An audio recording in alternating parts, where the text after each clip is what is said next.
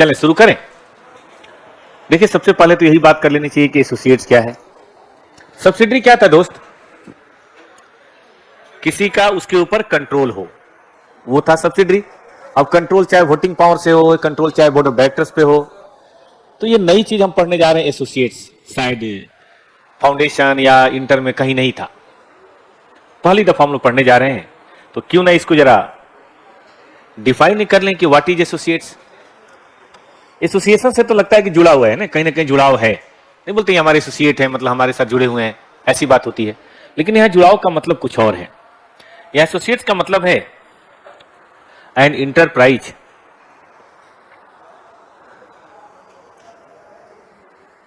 in which the investor is having,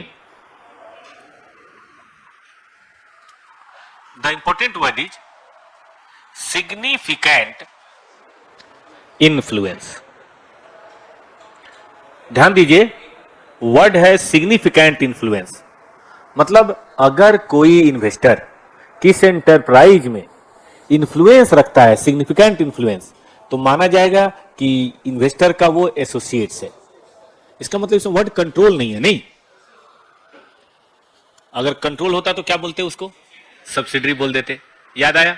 लेकिन यहां लगता है कंट्रोल से कुछ और चीज है, अलग चीज है, और उस चीज का नाम क्या है? तो भैया इसको भी डिफाइन कर लिया जाए। अगर ये डिफाइन कर लें तो शायद बात कुछ बन जाए। What is influence? देखिए इन्फ्लुएंस का मतलब होता है कि आप किसी को है ना प्रभावित कर सके, उसके डिसीजन में अपना मतलब कुछ ऐसा कर सके। ठीक है, तो सिग्निफिकेंट इन्फ्लुएंस का क्या मतलब है भाई? कहा गया द पावर टू पार्टिसिपेट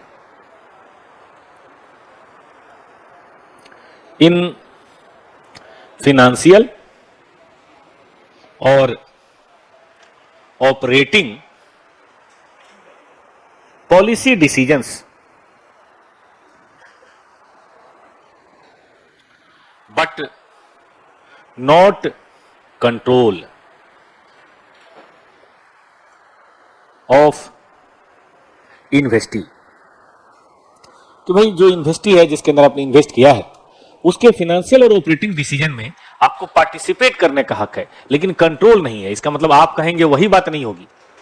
ठीक है, डिस्कशन चल रहा है और उस डिस्कशन में आप बैठ के बातें करेंगे कि भाई देखो ऐसी बात है वैसी बात है, लेकिन आप कंट्रोल नहीं करेंगे। ये नहीं कि आपने विटो कर दिया कि यही होगा तो बात खत्म। ड्रिवेन फ्रॉम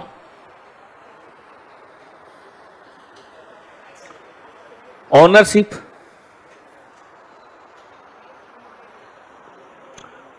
शेयर ओनरशिप में कह लेता हूं भाई, शेयर में खास तरह का ओनरशिप है आपका। अब क्या होगा बताऊंगा।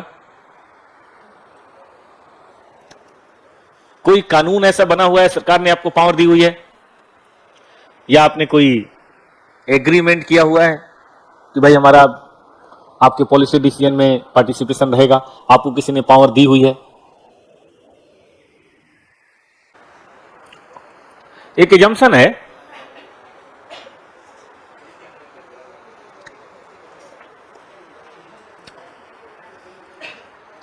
20% or more voting power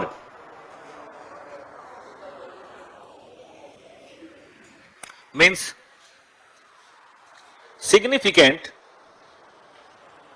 influence unless proven otherwise।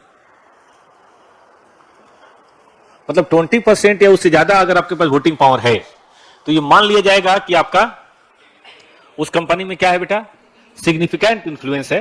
हां, अगर कुछ और प्रूव हो जाए तो बात अलग है, अगर कुछ और प्रूव हो जाए तो बात अलग है, वरना हम यही मानेंगे कि भाई सिग्निफिकेंट इन्फ्लुएंस है तब तक जब तक कुछ और ना प्रूव किया जाए। और अगर सिग्निफिकेंट इन्फ्लुएंस है इसका मतलब power to participate in the financial and operating decision है। और अगर ऐसा है तो हम क्या मानेंगे कि आप हमारे क्या हैं, एसोसिएट्स हैं। ठीक है, तो इस रिलेशनशिप में दो लोग हैं। कौन से दो लोग हैं? एक है इन्वेस्टर और एक है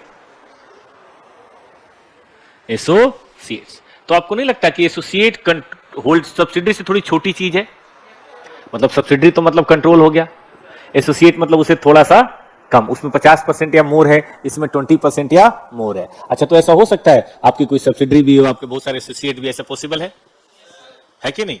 अच्छा, ये भी हो सकता है एक कंपनी किसी की सब्सिडरी और किसी का एसोसिएट हो, किसी की सब्सिडरी और किसी का एसोसिएट, ऐसा बिल्कुल पॉसिबल है। बेटा जी, आगे चलें। बस एक ही बात है, 20% और मोर, या कोई एग्रीमेंट हो या कोई कानून हो जिसके तहत हमें पावर मिली हो। अब इन्वेस्टर ने इन्वेस्टमेंट किया है, ये बात तो तय है, पैसे दिए हैं तो इन्वेस्टमेंट किया है ना भाई। इस इन्वेस्टमेंट की अकाउंटिंग कैसे होगी? इन्वेस्टमेंट तो है, तो देखिए इसकी अकाउंटिंग बेटा किसकी बुक्स में होगी? इन्वेस्टर की बुक में ना। इन्वेस्टर की बुक में जब हम सेपरेट फाइनेंशियल स्टेटमेंट बनाएंगे तो बेटा उस पर लागू होगा एस 13। आप सबने पढ़ा है, आप कितना भी इन्वेस्टमेंट खरीदे, एंट्री याद है, इन्वेस्टमेंट अकाउंट दिया टू बैंक, जब डिविडेंड मिलेगा प्री और पोस्ट थोड़ा ध्यान देना होता है, वरना पीएल में डाल देते हैं, ऐसा सही बात है। लेकिन अगर इन्वेस्टर ने कोई कॉन्सोलिडेटेड फाइनेंशियल स्टेटमेंट बनाना है तो उस पे एस 13 नहीं लागू होगा। बताइए कौन सा लागू होगा बेटा? एस 23। तो इस एस का नाम पढ़ लीजिए ठीक से, क्या था इस एस का नाम? इस एस का नाम था, पढ़िए तो, है ना, accounting for investment in associates. उसके आगे पढ़िए इन कंसोलिडेटेड फाइनेंशियल स्टेटमेंट। यही बात बेटा सब्सिडरी पर भी है।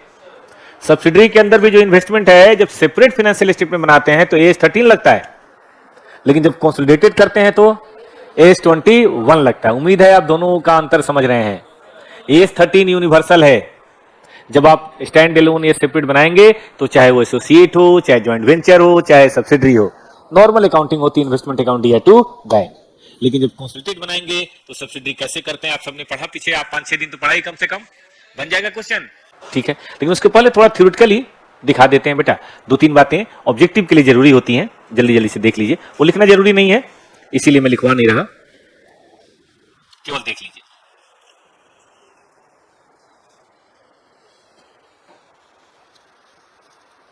जितना जरूरी था मैं लिखवा दिया। देखिएगा, कंसोलिडेटेड फाइनेंशियल स्टेटमेंट में एसोसिएट की बात करनी है। सिग्निफिकेंट इन्फ्लुएंस कहां से आएगा? बोर्ड ऑफ डायरेक्टर्स में रिप्रेजेंटेशन से, ठीक बात है। पॉलिसी मेकिंग में पार्टिसिपेशन से, इन्वेस्टर इन्वेस्टी के बीच में मटेरियल ट्रांजैक्शन हो तो उससे भी आता है। इंटरचेंज ऑफ मैनेजर पर्सन, हमारे 2 लोग आपके बोर्ड में बैठेंगे, आपके 2 लोग हमारे बोर्ड में बैठेंगे, या कोई टेक्निकल इंफॉर्मेशन, ऐसे हीरो का होंडा से कोलैबोरेशन था, होंडा बताता था कैसे बाइक बनानी है तो हीरो बनाता था, तो वो देख लीजिए, वैसा भी हो सकता है। बाकी कंट्रोल तो हमने पढ़ा ही था, छोड़िए उसको। अब आइए, अब हम पढ़ते हैं आपके पास कि आखिर ये अकाउंटिंग कैसे होती है। देखिए, इसके लिए बोला गया है कि अकाउंटिंग का जो मेथड है उसका नाम है इक्विटी मेथड ऑफ अकाउंटिंग। चलो, इक्विटी मेथड ऑफ अकाउंटिंग। इन सब बातों के लिए मैं कभी लाइफ में कभी किसी को नहीं टोका, बस पढ़ाई के लिए टोक देता हूं बेटा, इनडिसिप्लिन मुझे दिखाई देती है। तो इसमें होता क्या है कि इनिशियल रिकॉर्डिंग एट कॉस्ट, मतलब सबसे पहली बार जिस बोलते हैं डेट ऑफ एक्विजिशन, याद है किसी को? डेट ऑफ एक्विजिशन के समय अगर बनाएंगे कंसोलिडेटेड तो कॉस्ट जो आपकी होगी, जितने में आपने खरीदा उतने पे दिखाया जाएगा। लेकिन thereafter share in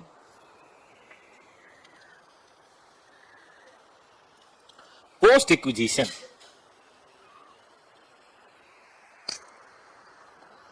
profit या लॉस इज एडेड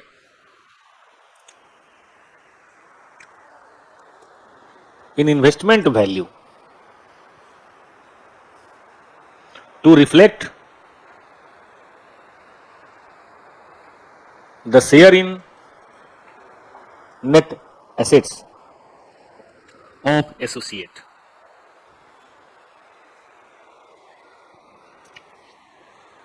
अच्छा, यहां एक लाइन है बेटा, थोड़ा सा,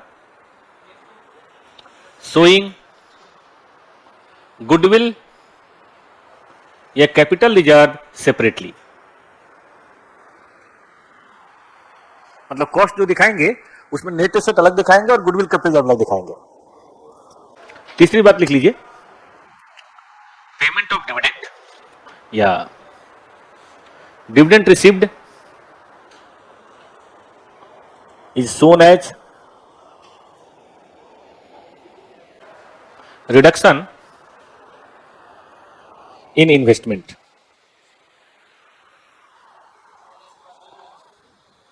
Dividend received is shown as a reduction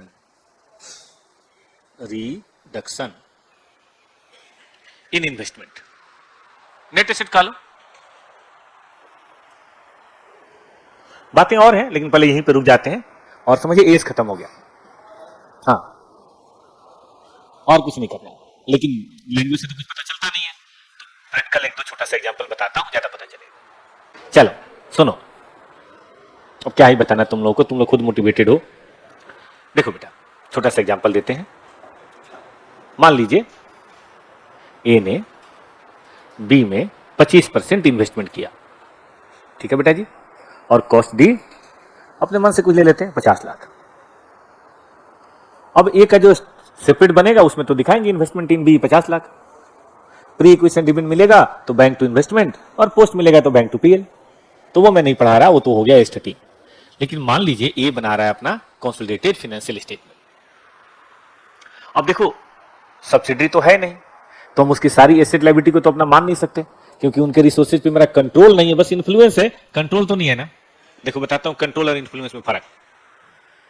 control का मतलब है कि भाई आपके घर में एक बाइक है, आप घर के बड़े बेटे हैं, चाबी बाइक की आपके पास रहती है, आपको कहीं भी जाना हो आना हो, आपने बाइक स्टार्ट की और चल दिए।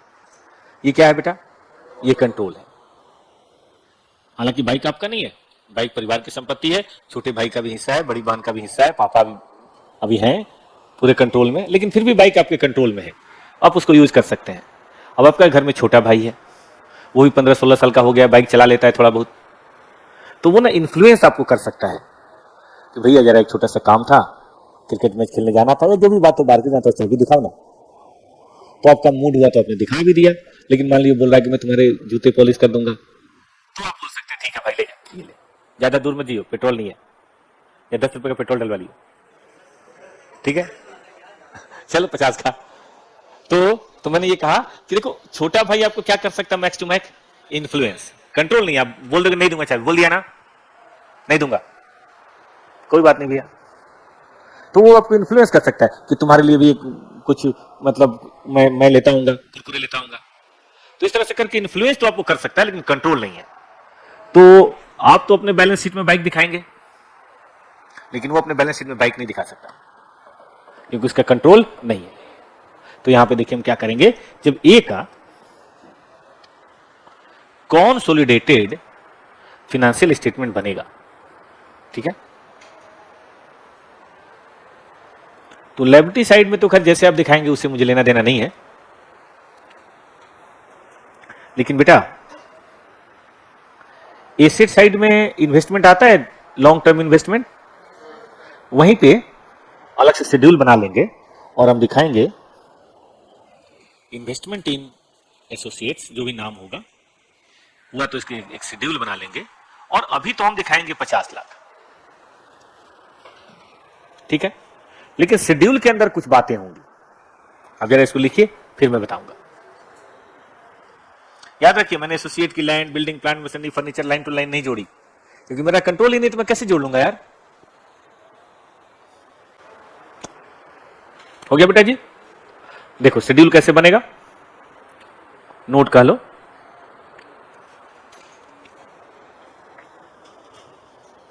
इन्वेस्टमेंट इन एसोसिएट्स,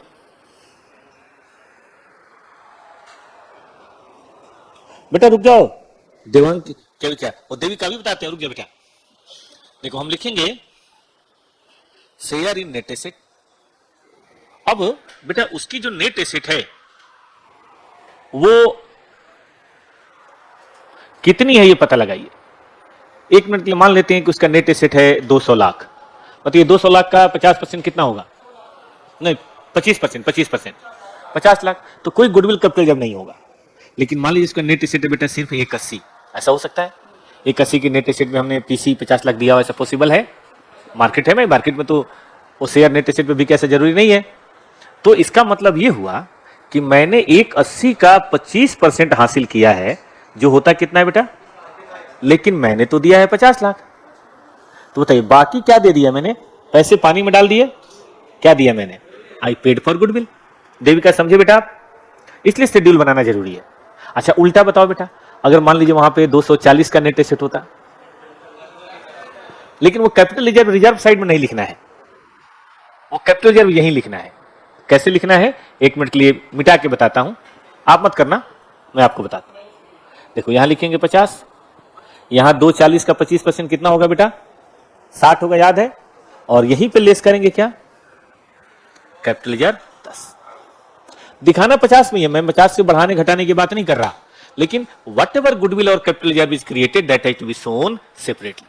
इसलिए मैंने यहां एक लाइन लिखी थी, अगर बच्चों को याद हो तो, कि show the initial recording at cost, लेकिन शोइंग गुडविल और capital reserve separately. Net asset तो दिखाएंगे ही दिखाएंगे, लेकिन गुडविल कैपिटल रिजर्व को हम सेपरेटली दिखाएंगे। ठीक है बालको?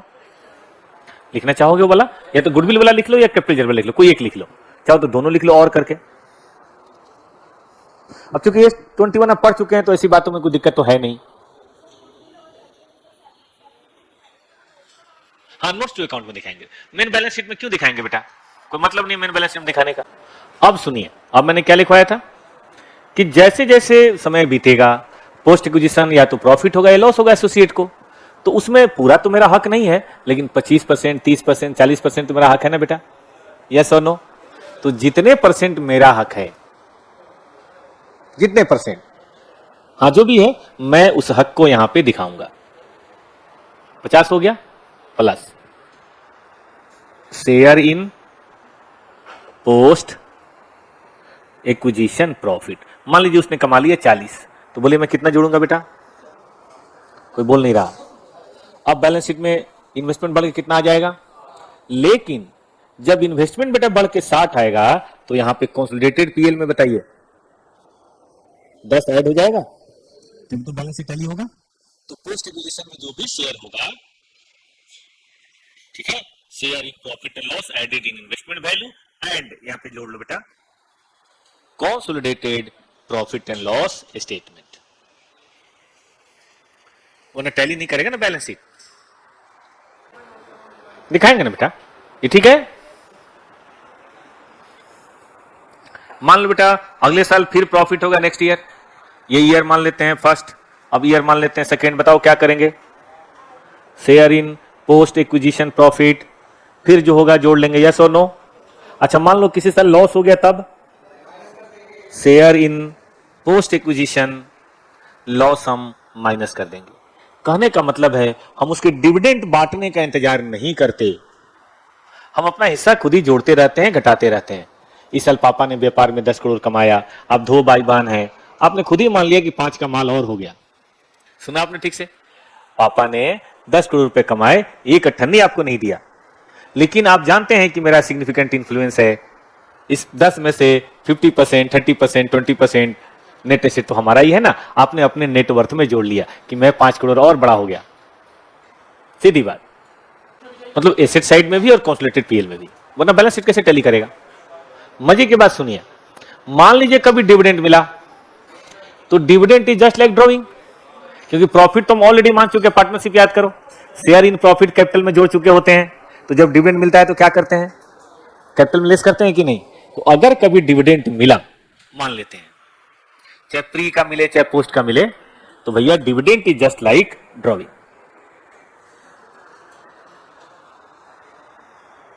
इसलिए वर्ड मैंने लिखा है कि अगर कभी डिविडेंड हो बेटा तो क्या करेंगे?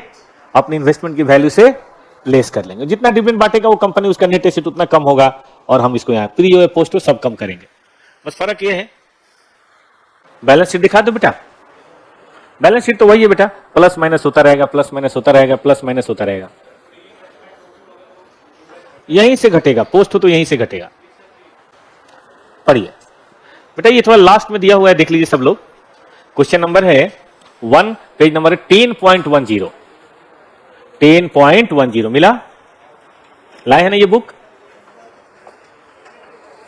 10.10, ये देखो ना बेटा जी,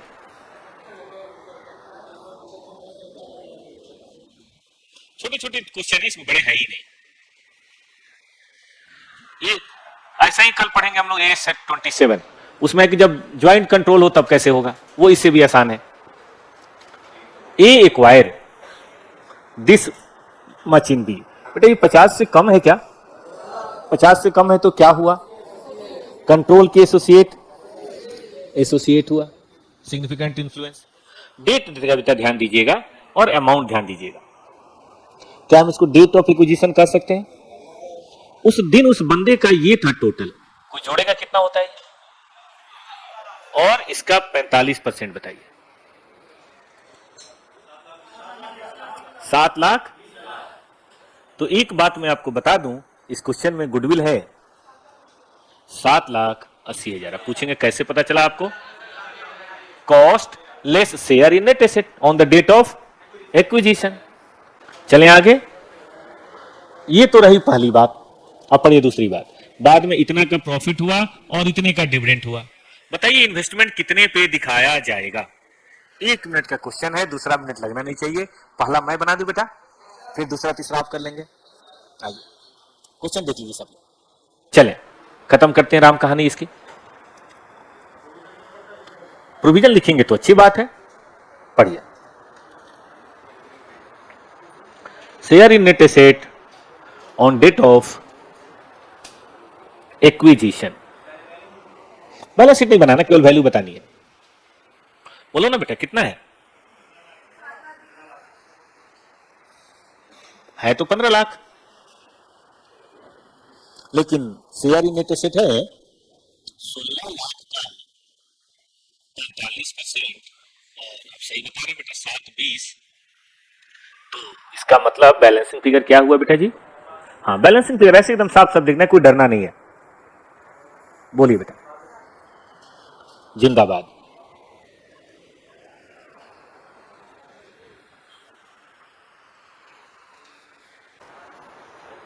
हो गया ये? अब बताइए जब प्रॉफिट हुआ ईयर 20, 21, 22, शेयर इन प्रॉफिट बताइए। 3 लाख का 45%। लेकिन मेरे दोस्त इसमें कुछ शेयर इन डिविडेंड भी मिल गया मुझे। अब 1 लाख बांटा होगा तो मेरे पास कुछ तो आएगा ही। तो ये है बेटा value of investment in H on 31/3/22। बता तो बेटा क्या बात है, कर लिया सबने? ऊपर से दिखा दे बेटा। कैसा लगा बेटा ये? कैसा लगा? विश्वास जानिए, आपके पास एक ही चीज है दुनिया में सबसे कीमती, और वह समय। हम सबके पास, सारे मनुष्यों के पास, जाना सबको है।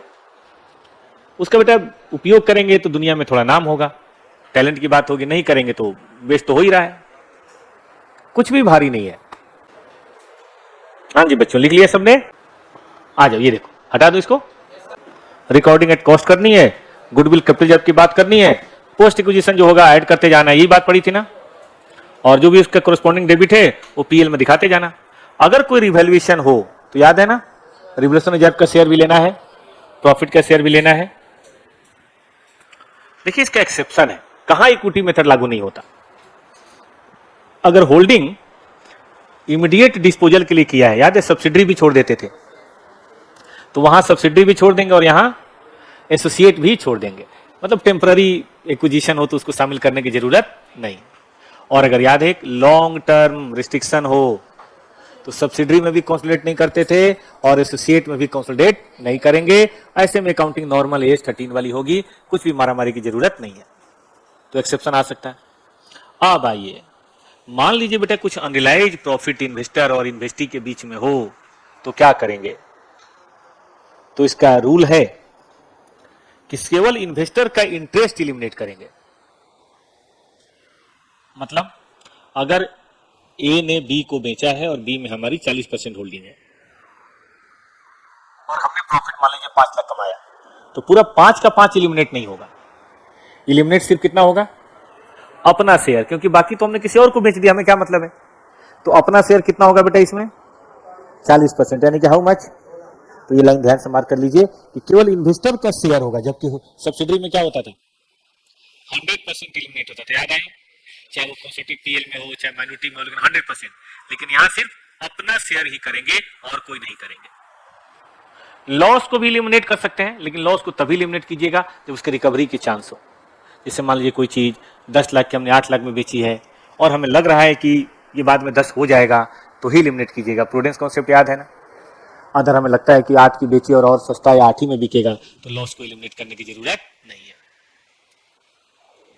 अगर इक्विटी मेथड में इन्वेस्टर का शेयर किसी कारण से बढ़ता जाए, तो हम क्या करेंगे? लॉस को रिकॉग्नाइज करना छोड़ देंगे। क्वेश्चन किया था क्वेश्चन नंबर 2 याद आया किसी को? उसके आगे हम लेना छोड़ देंगे। बाद में इतना लॉस होगा तो भी नहीं लेंगे। लेकिन जब प्रॉफिट होना शुरू होगा तो पहले उतना हम रिकवरी करवा देंगे, तब उसके बाद हम शेयर शुरू करेंगे। बड़ा सुंदर क्वेश्चन होल्डिंग कंपनी में भी 3 हमने पढ़ा था और यहां भी क्वेश्चन नंबर 2 किया था। ठीक रहेगा? आइए, ट्रांजिशनल प्रोविजन खत्म ही हो गया। देखिए, पहली बार जब आप करेंगे, कभी तो पहली बार आप शुरुआत करेंगे, तो उसमें मान लीजिए आपका इन्वेस्टमेंट है जिसकी कॉस्ट आपने खरीद रखी है 50 लाख है और ये खरीदा था 1/4/2020 को। अब आपके ऊपर एस एप्लीकेबल हुआ 31/3/2024 को। ऐसा हो सकता है बेटा? एस अप्लाई हुआ जब आपने कंसोलिडेटेड पहली बार बनाया, ऐसा भी हो सकता है। पहले कंसोलिडेटेड आप नहीं बनाते थे क्योंकि कोई सब्सिडी नहीं थी, तो सीधे कहां चले जाएंगे आप? शेयर इन इक्विटी, यस और नो। और शेयर इन इक्विटी जब हमने देखा तो वो आ गया मान लीजिए 60 लाख। तो बोलिए प्रॉफिट हमें कितने का हो गया? अब 10 का प्रॉफिट कहां पे चार्ज करें, कहां पे डेबिट करें, कहां पे क्रेडिट करें? तो मतलब ये जो पास्ट ईयर का रिटेन अर्निंग है उसमें कर दो, क्योंकि ये प्रॉफिट भी हो सकता है और ये लॉस भी हो सकता है। तो पढ़ लीजिए लाइन कि पहली दफा जब आप करेंगे तो जो भी एडजस्टमेंट होगा वो कहां करेंगे? रिटेन अर्निंग में करेंगे। लेकिन ये बारीक बातें हैं, इनका कोई रियल में इंपॉर्टेंस नहीं होता, ये तो विशेष परिस्थितियों के लिए होता है। अब कुछ क्वेश्चन हो जाए बेटा। नया ये तो क्या ही पढ़ाना, कुछ क्वेश्चन कर लेते हैं ना, ऑब्जेक्टिव आपको पूछ लेते हैं। थैंक यू भी बोल देना बेटा, पहले ये कर लो। आओ भाई, AS23 का मेन ऑब्जेक्टिव क्या है? Provide guidance on investment accounting. चलो, AS23 क्या रिकॉग्नाइज करता है इन्वेस्टमेंट को? करेंट या नॉन करेंट?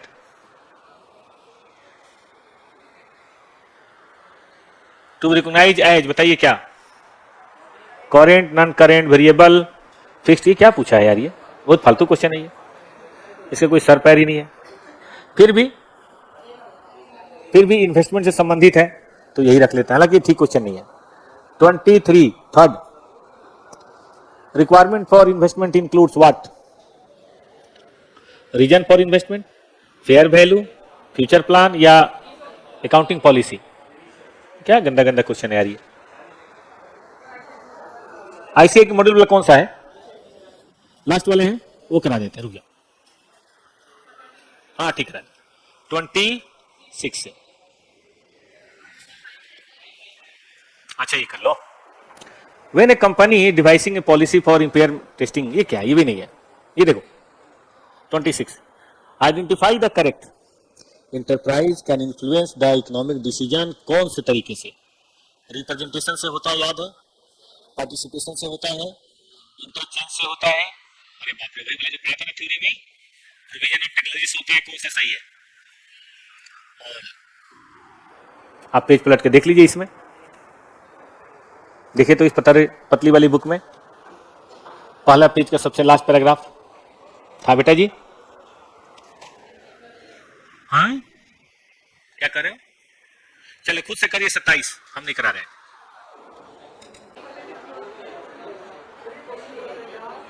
पढ़े हम?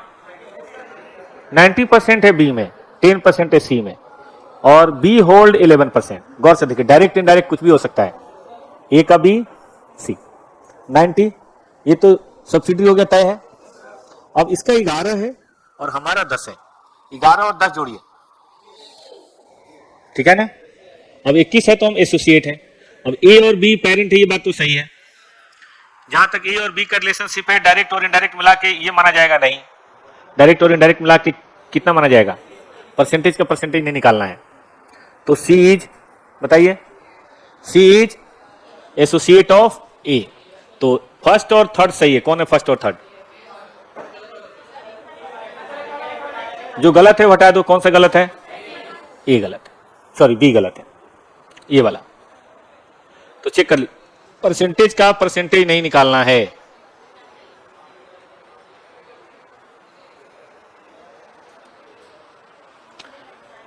चलिए, ए ने एक्वायर किया पहले, फिर 15%, 15 और 10 कितना हो गया? 25 हो गया। दोनों कॉस्ट मिला दीजिए, कितना हुआ? 2,55,000। अब देखिए, उनका यहां इतना था, यहां इतना था। बेटा हम सीधे ये वाला लेंगे क्योंकि उसके पहले तो हम एसोसिएट थे ही नहीं, तो सीधे लीजिए ये और इसका निकालिए 25%, 2.5 लाख। तो गुडविल कैपिटल जब 5 आना चाहिए, इसमें तो 5 का ऑप्शन ही नहीं है। ऐसे लिया है, स्टेप वाइज लिया। स्टेप वाइज तो नहीं लेना चाहिए, ऐसे तो नहीं ले लिया कहीं। 850 का 10%, बोलिए बेटा कितना आ रहा है? 85। और फिर 10 लाख का 15% कितना हो रहा है? 2,35,000। तो गुडविल कितना आ रहा है? 20। स्टेप वाइज तो लेना नहीं चाहिए था, लेकिन चलिए, सही आंसर तो इसका 5 होना चाहिए। रूल यही कहता है कि जब एसोसिएशन हो जाए उसके बाद ही चेक करना चाहिए। बट इन्होंने क्या किया है? स्टेप वाइज किया है, जैसे कल पढ़ाया था। 8 लाख का 850 का 10% बताइए, और बाद में 10 लाख का 15%, दोनों जोड़ दीजिए, कितना हुआ?